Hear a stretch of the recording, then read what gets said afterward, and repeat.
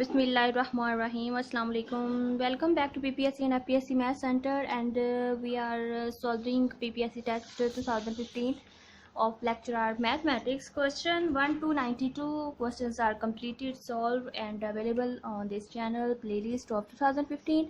Next, see question number 93. 93 is a question taken from statistics.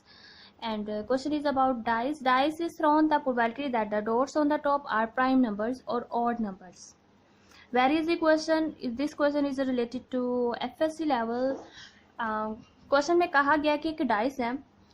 A dice is thrown the probability that the dots on the top के ऊपर जो dots आते हैं dice को फेंकने पर वो प्राइम नंबर या ऑड नंबर होने की कितने चांस है उसके. अब डाइस के ऊपर डॉट्स जो होते हैं टोटल कितने होते हैं, या तो 1 आ सकता है, 2 आ सकता है, 3 आ सकता है, 4 एंड 5 और 6. ये 6 नंबर्स हैं होते हैं एक डाइस जो खेली जाती है. लूडो खेलते हैं तो उसके ऊपर ये मतलब 1 होता है, 2 भी होता है, 3 डॉट्स होते हैं, 4 डॉट्स होते हैं, 5 एंड 6 डॉट्स भी होते हैं. मैक्सिमम 6 डॉट्स होते हैं. ठीक है. अब वो कह रहे हैं कि कितने चांस है कि वो प्राइम नंबर हो या कोई ऑड नंबर हो. जैसे एक डाइस को फेंका गया तो कितने चांस है कि प्राइम नंबर हो. प्राइम नंबर देखें तो इसमें कितने हैं. अब ये टोटल सैंपल स्पेस है. अब इसमें प्राइम नंबर्स देखें तो प्राइम नंबर्स इसमें है, इस इवेंट को नाम दे दें बी का. टोटल सैंपल स्पेस में एलिमेंट्स हैं 6 और प्राइम नंबर्स हैं इसके अंदर 3, 2, 3, 5. 3 ही प्राइम नंबर्स हैं और 3 ही ऑड नंबर्स हैं. प्राइम नंबर्स और ऑड नंबर्स. अब देखें जो प्राइम भी हो ऑड भी हो वो कितने एलिमेंट्स हैं, वो है सिर्फ 3 एंड 5. जो प्राइम भी है और ऑड नंबर भी है तो टोटल 6 है. 6 में से 2 एलिमेंट्स हैं इसके प्राइम नंबर्स और ऑड नंबर्स. इसको मैनुअल तरीके से सॉल्व करते हैं. तो देखें इसमें अब 2 नंबर्स ही हैं कि वो जो प्राइम भी हैं ऑड भी हैं और टोटल 3 में से टोटल फिर इसके 2/3. इसका आंसर अगर आप आंसर ही देखना है तो 3 मतलब 2/3 तो इसका बी ऑप्शन राइट है. लेकिन अब इसको मैनुअल तरीके से ज़रा प्रॉपर तरीके से सॉल्व करके बताती हूँ कैसे होता है. एफएससी लेवल का है तो और कम्प्लीटली मतलब आपको अंडरस्टैंड भी क्वेश्चन होना चाहिए ना समझ सारा. तो प्रॉपर तरीके से सॉल्व करते हैं इसको. आप देखें कि एक डाइस को टोटल कितने डॉट्स होते हैं, मतलब 6 तक डॉट्स होते हैं डाइस के अंदर. 1, 2, 3, 4, 5, 6. Total number of sample space किसके एलिमेंट्स होंगे 1, 2, 3. ये as per sample space all possible outcomes that could be happen that sample space. And prime numbers आने के प्राइम नंबर्स कौन से होते हैं. प्राइम नंबर्स 1 to 6 था. प्राइम नंबर्स देखें तो 2, 3, 5 इसके प्राइम नंबर्स हैं. और इससे मतलब अब इस इवेंट को मैंने ए का नाम दिया और नंबर ऑफ मतलब इसके पॉसिबल इवेंट्स कितने हो सकते हैं 3 हो सकते हैं. 2, 3, 5 3 एलिमेंट्स हो सकते हैं. और ऑड नंबर्स कितने हैं इसके अंदर. ऑड नंबर्स देखें तो 1, 3, 5 तो इसके अंदर ऑड नंबर्स हैं. और इसके नंबर ऑफ मैंने बी इवेंट का नाम दिया इसको. और ये 3 है इसके अंदर एलिमेंट्स. अब और जब 2 इवेंट्स के दरम्यान और का वर्ड यूज़ होता है तो हम यूनियन यूज़ करते हैं. Probability of A union B is equal to probability of A plus probability of B minus probability of A intersection B. मतलब पहले इवेंट ए की प्रोबेबिलिटी निकाल लें फिर दूसरे इवेंट की निकाल लें माइनस उन दोनों में जो कॉमन होता है माइनस वो करना होता है. मतलब माइनस दोनों इवेंट्स का जो कॉमन पार्ट होगा उसको फिर माइनस कर देना होता है, तब ये probability of A union B निकलती है. अब देखें कि जो एक मैंने नाम दिया उसके अंदर 3 ही एलिमेंट्स हैं. मतलब टोटल अब कितने हैं 6. Favourable outcome over total outcome तो 3/6. इसी तरह इवेंट बी के लिए उसके अंदर भी आउटकम्स 3 हैं तो 3/6 इसके भी हो जाएंगे. Minus probability of A intersection B मतलब दोनों में जो ऑड भी हो और इवन भी हो. और वो है 3 एंड 5 जो ऑड भी हैं और इवन भी हैं. 2 ही आउटकम्स हैं, 2 कॉमन है तो टोटल 6 हैं तो फेवरेबल 2/6 हो जाएगा. तो अब सिंपली इसको सिंप्लीफाई कर लें किस तरह. 3 + 3 6 - 2 4/6. 4/6 is equal to 2/3. Probability of A union B is 2/3. So second option which is 2/3 is the right option. ये है प्रोबेबिलिटी है फर्स्ट ईयर 7 चैप्टर है आई थिंक सो. उसमें प्रोबेबिलिटी में सेम इस तरह के क्वेश्चंस ही हैं. मतलब जब 2 इवेंट्स के दरम्यान और का वर्ड आए तो अपनी यूनियन अप्लाई करना. यूनियन कैसे अप्लाई करना 2 इवेंट्स के दरम्यान उन दोनों का प्लस करके माइनस उन दोनों का कॉमन पार्ट करना होता है. और सिंपली इसको सिंप्लीफाई कर ले.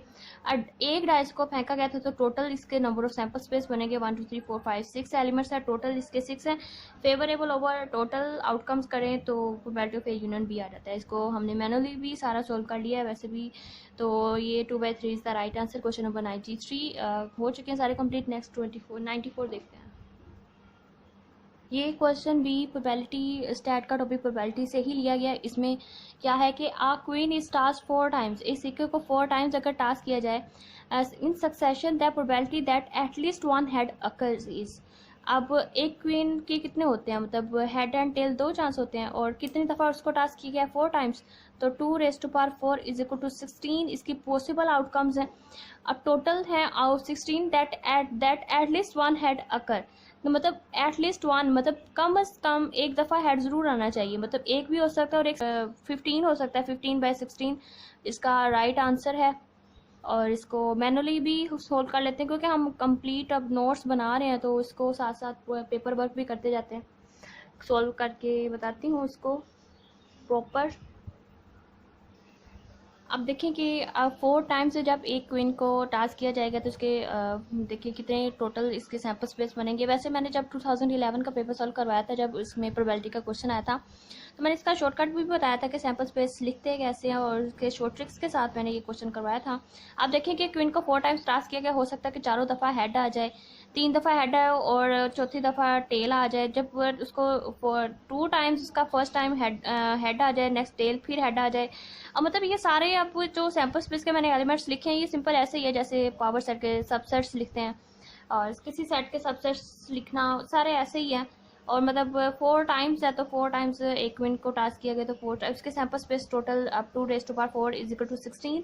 टोटल इसके सैम्पल स्पेस बनेंगे which are they are 16 elements of this sample space, and we have to find at least one head occur. तो देख सकते हैं सब में पहले 4 टाइम्स हेड आया, फिर नेक्स्ट 3 टाइम्स, फिर 3 times then next 2 times head आया। फिर देखिए कि सिर्फ एक ही एलिमेंट ऐसा है जैसे जब एक ही मतलब इसका आउटकम ऐसा है, ये एक ही चांस है जब 4 दफ़ा टेल आ जाए, तो मतलब एटलीस्ट वन हेड हो, या मतलब कम से कम एक दफ़ा, एक से ज़्यादा भी हो सकता है। तो वो टोटल अब ये टोटल 16 है, तो सिर्फ एक चांस है जब हेड नहीं आ सकता। तो टोटल अब नंबर ऑफ फेवरेबल इसकी प्रोबेबिलिटी ऑफ क्या निकलेगी इस इवेंट ए, मैंने इसको इवेंट को ए का नाम दिया है। Probability of event A occurring क्या है, number of favourable outcomes over number of total outcomes. Favourable outcomes मतलब इसके इवेंट के अक्कर होने की चांस, और टोटल इसके सैम्पल स्पेस के एलिमेंट्स। अब टोटल अक्कर होने के चांस 15 है और number of sample space total 16 है, तो 15/16, तो एटलीस्ट वन हेड अक्कर होने के चांस जो है 15/16 है। That is the 4 option is the right. Question number 94।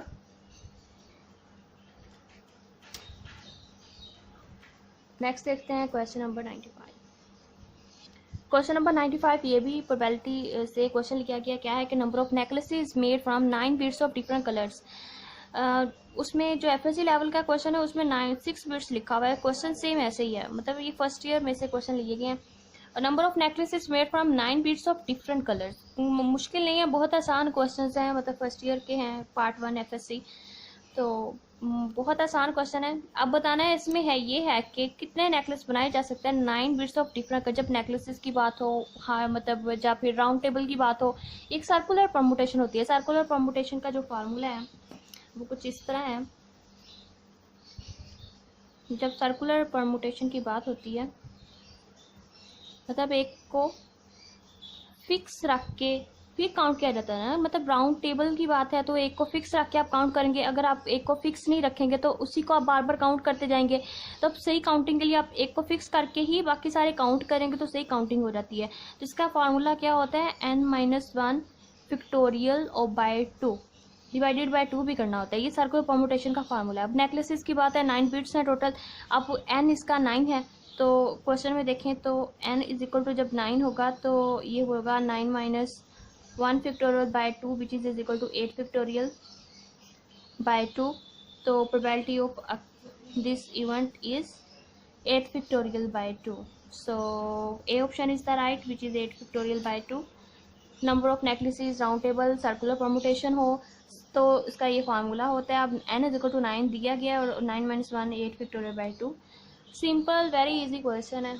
Next देखते हैं क्वेश्चन नंबर 96 में हमें पीरियड बताना है। Period of 3 cos of x/5 is, जो cos और साइन का जो स्टैंडर्ड पीरियड होता है वो 2π होता है।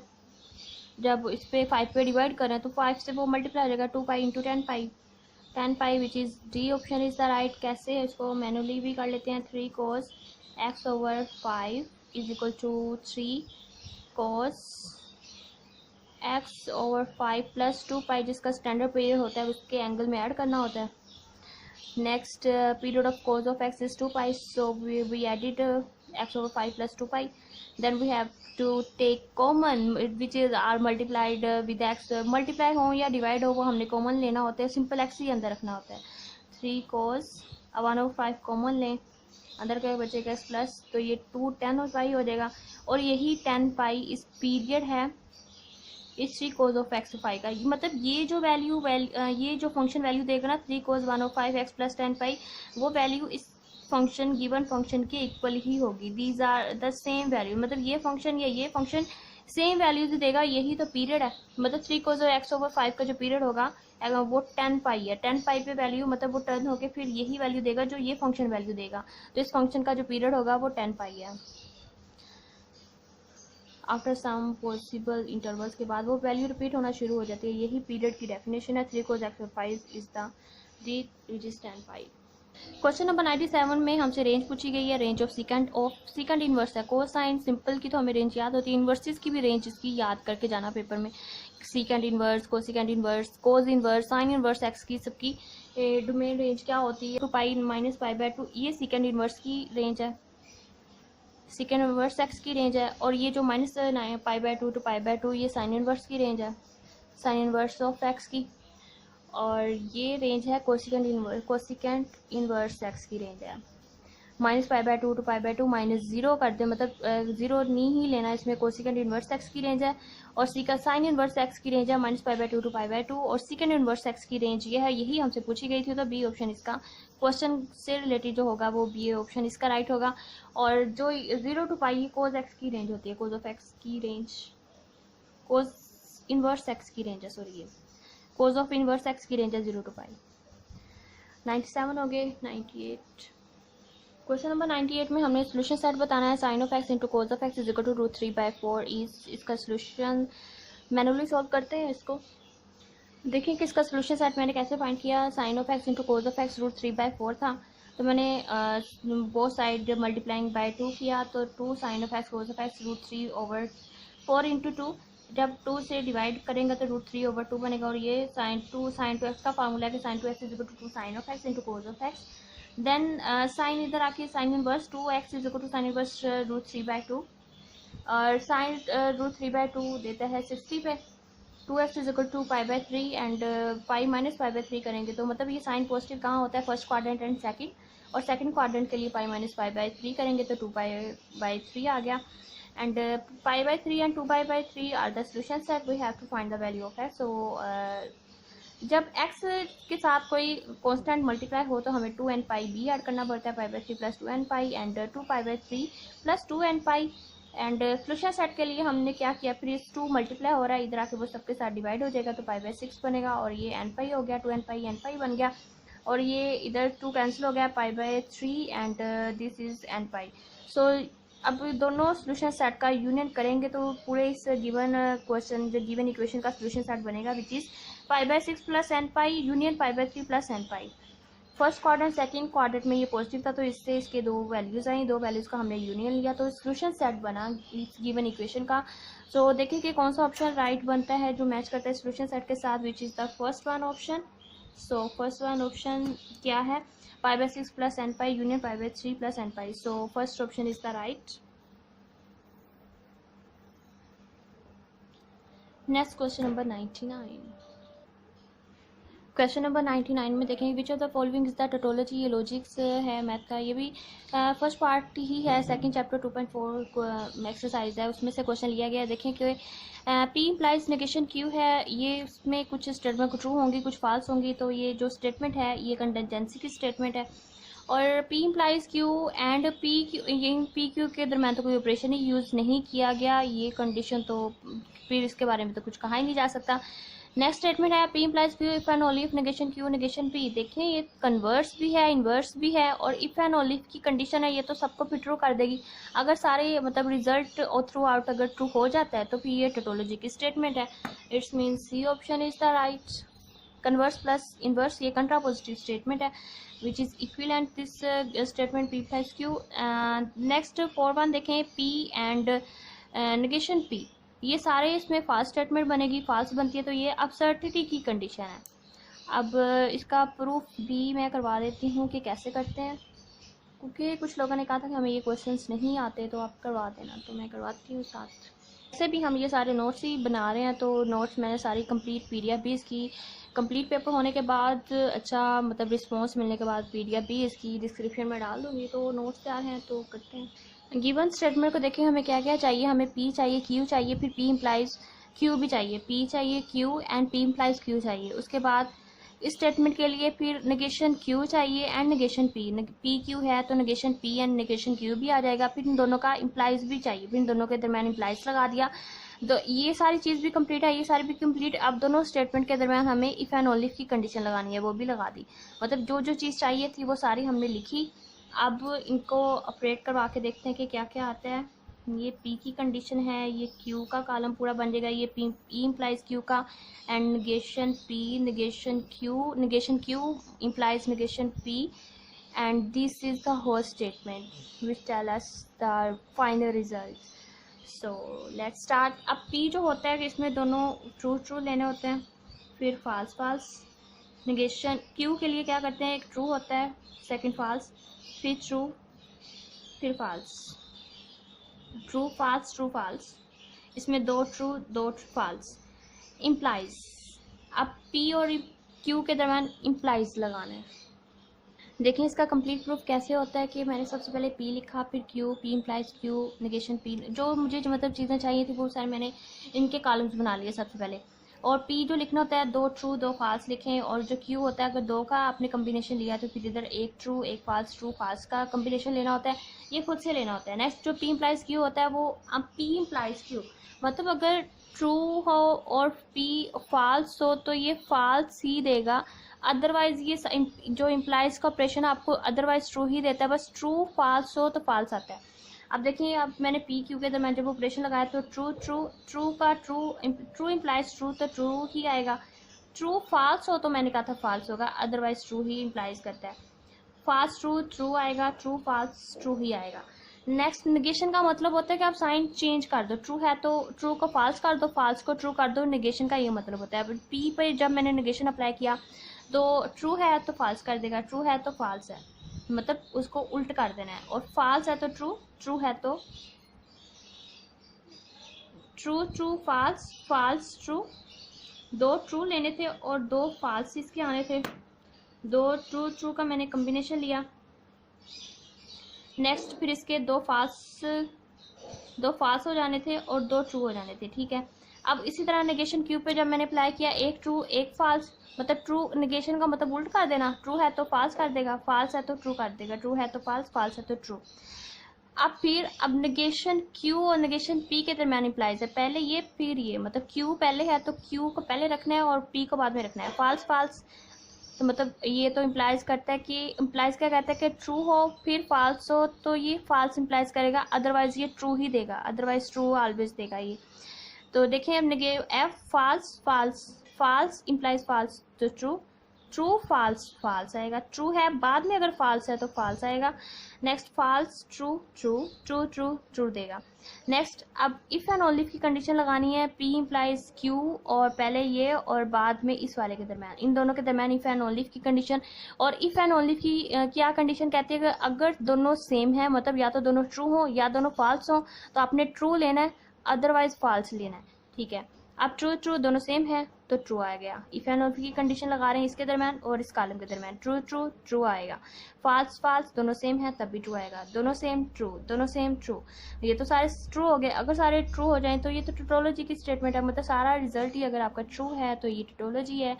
हमने प्रूव भी कर दी कि क्वेश्चन नंबर 99 का सी ऑप्शन इसका राइट है। वैसे भी आप देख लें कि कन्वर्स और इन्वर्स है, कन्वर्स क्या होता है क्योंकि पोजीशन चेंज हो जाए, मतलब P की जगह Q है और Q की जगह P, ये कन्वर्स है।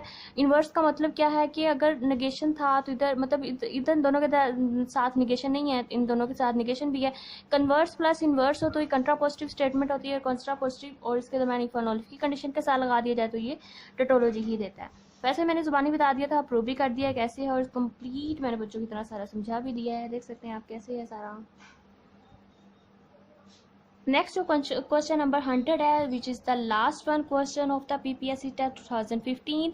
ये मेरा इरादा है कि मुकम्मल डिटेल के साथ मैं करवाऊँ। सबसे पहले आपको कॉन्सेप्ट दूँ कि यूनिफॉर्म कंटिन्यूस फंक्शन क्या होता है और ये किस रीजन में होता है, और मतलब इसका इंटरवल, और ये कंप्लीट पहले इसकी डेफिनेशन करवाऊँ, फिर ये कंटिन्यूस कहाँ कहाँ नहीं होता, और ऑप्शंस के मुताबिक ये जो गिवन फंक्शन है और इसमें से कौन सा राइट है, कौन सा रॉन्ग है, क्यों है, कंप्लीट एक ईच एंड एवरी, मतलब जो इन चारों ऑप्शंस को मैं डिस्कस करूँ डिटेल के साथ। अब इस वीडियो, इसकी जो वीडियो लेंथ है इस वीडियो की तो बहुत ज़्यादा हो रही है, मैं नेक्स्ट वीडियो में इंशाल्लाह अब इस सिंपल ये एक ही क्वेश्चन को और मतलब बहुत अच्छा डिटेल में करवाने का इरादा है। सबसे पहले इसकी डेफिनेशन करेंगे, फिर डिटेल में डिस्कस करने के बाद फिर नेक्स्ट इसके ऑप्शंस को डिस्कस करेंगे। अगर आपने इसका राइट ऑप्शन ही देखना है तो इसका राइट ऑप्शन सी ऑप्शन है, 0 to 1 का इंटरवल है इसका। तो राइट ऑप्शन ये है, कैसे है, क्यों है, क्या है, सारा कुछ हम इसकी नेक्स्ट वीडियो में इंशाल्लाह डिस्कस करेंगे। अब तक के लिए इतना ही, and like and share, subscribe जरूर कर लें अगर किसी ने अभी तक नहीं किया तो। Subscribe my channel for the latest and new video for the upcoming videos. इस तरह आपको बहुत कुछ सीखने को मिलेगा। नेक्स्ट मेरा इरादा है 2017 का पेपर इसी तरह जिस तरह मैंने 15 का करवाया, 17 का पेपर कंप्लीट करवाने का इरादा है। फिर नेक्स्ट इंपॉर्टेंट टॉपिक्स भी हम डिस्कस करते जाएंगे, साथ साथ कंप्लीट तैयारी आपको मिलेगी यहाँ पे। हर तरह की topics, important topics PPSC and APSC point of view से मिलती जाएंगी।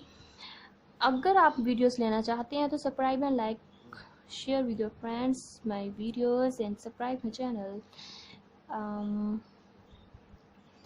अब तक के लिए इतना ही, और मेरा इरादा है कि 2011 जब मैंने पेपर स्टार्ट करवाया तो उसके स्टार्टिंग वाले क्वेश्चन मैंने डिटेल से नहीं करवाए, और वो मैं 11 भी थोड़ा सा स्टार्ट से अगेन करवाऊंगी और 17 भी करवाऊंगी, और इंशाल्लाह फिर कुछ हम सब्जेक्ट्स भी कवर करेंगे। रियल एनालिसिस है, एब्स्ट्रैक्ट अलजेब्रा भी करना है। एब्स्ट्रैक्ट अलजेब्रा के इंपॉर्टेंट टॉपिक्स वो मैं आजकल इस टॉपिक पे काम कर रही हूँ।